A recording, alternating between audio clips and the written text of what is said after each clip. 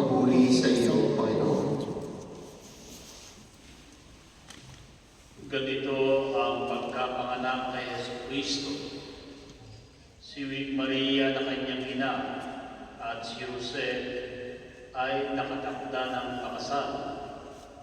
Ngunit bago sila nakasal, si Maria ay natagpuang nagdadalang tao. Ito'y sa pamamagitan ng Espiritu Santo. Isang taong matuwid si Jose na kanyang magiging asawa, ngunit ayaw niyang mapahiya si Maria. Kaya pinasya niyang hiwalayan ito ng lihim. Samantalang iniisip ni Jose ito, napakita sa kanya sa panaginip ang isang anghel ng Panginoon.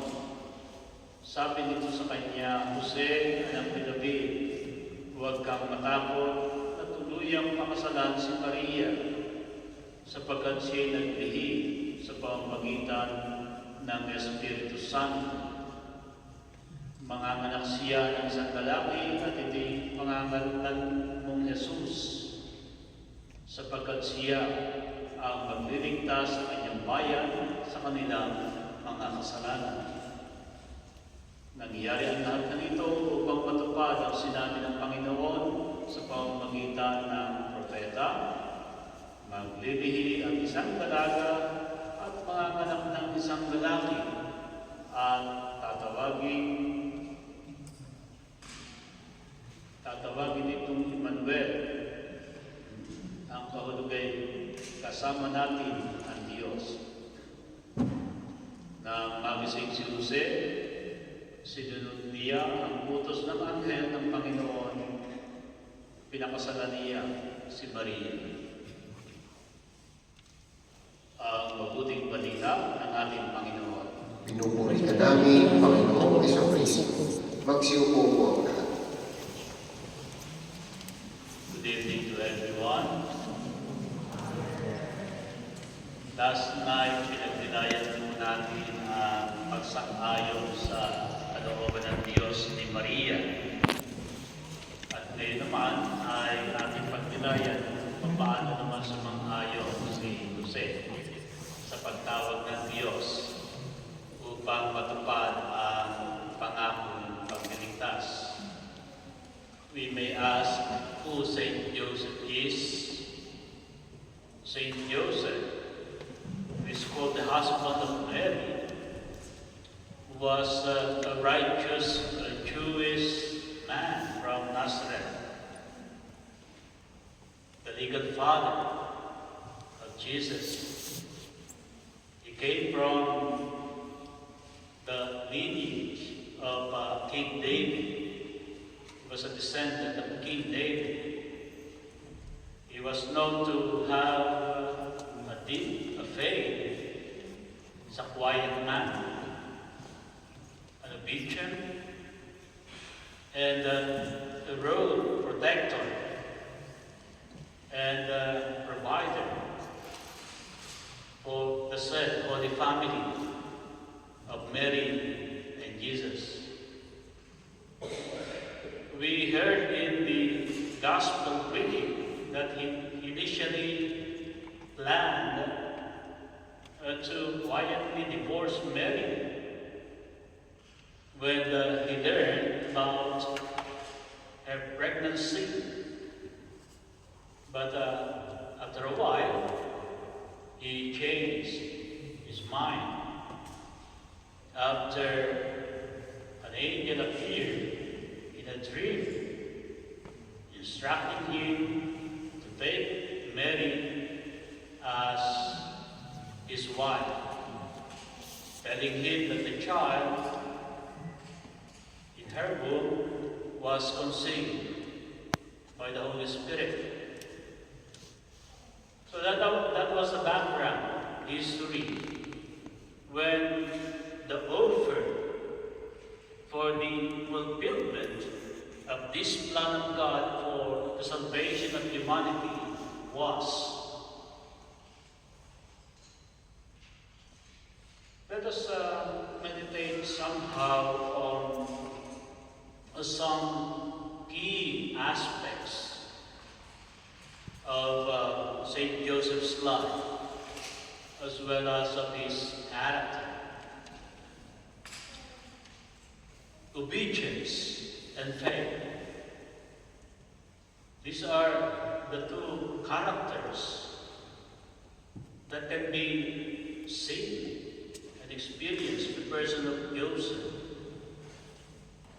Joseph demonstrated a profound trust in God, accepting the divine guidance to marry Mary, named Jesus, to flee to Egypt and return to Nazareth. It was through the guidance of his deep faith in God that these things happened. He obediently followed it as a guiding, way that God provides to Joseph. Another aspect of his life, he is a protector. He protected Mary and Jesus from harm, especially during this flight into Egypt, and the escape, the announcement of King Herod then, to eliminate all the infants. He was also called as a great provider. As a carpenter, he provided for his family. And introducing Jesus to the realities of the beauty of work, of labor, the beauty of life. He is also a humble person. Humility. He was a man of profound humility. And in his humility can be traced being a quiet man, silence, working behind the scenes. That is why bibihira natin marinig si Jose sa anumang mga biblical passages. Only this portion, sa kasimplihan niya, natagpuan siya kahanga-hanga sa puso ng Diyos. What is the significance of Joseph in the plan of God? First, becoming the spouse of Mary. He was Mary's committed, though chaste spouse, sharing the burdens and joys of praising Jesus. So that is one. Another significance would be becoming the legal father of Jesus. He was Jesus' legal father. There was an assurance and insurance, ensuring Jesus' rightful place in that lineage, the Vedic lineage we call it. Otherwise, if he didn't accept the offer coming from the angel, this would not happen. But of course, there is nothing impossible for God. But that was already a plan. Naano na yun, pinlano niya ng Diyos yun. At alam niya, medyo magdadoubt, pero alam niya, kilala niya si Jose.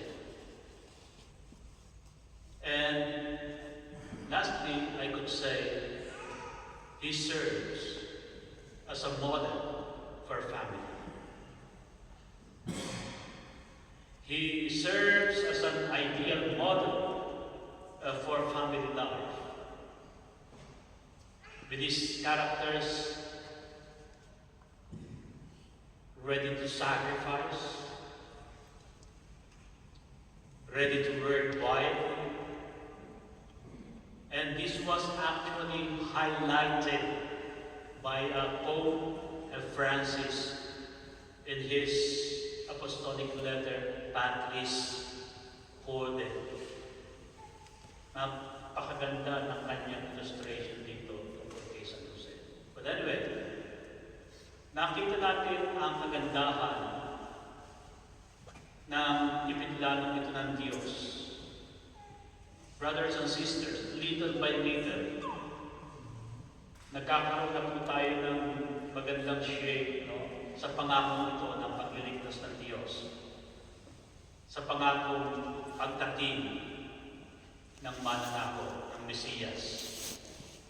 Mula sa pagtawag at pagsagot ni na Maria at Jose, sa mga susunod na araw, maririnig naman natin yung ibang mga tinawagan pa.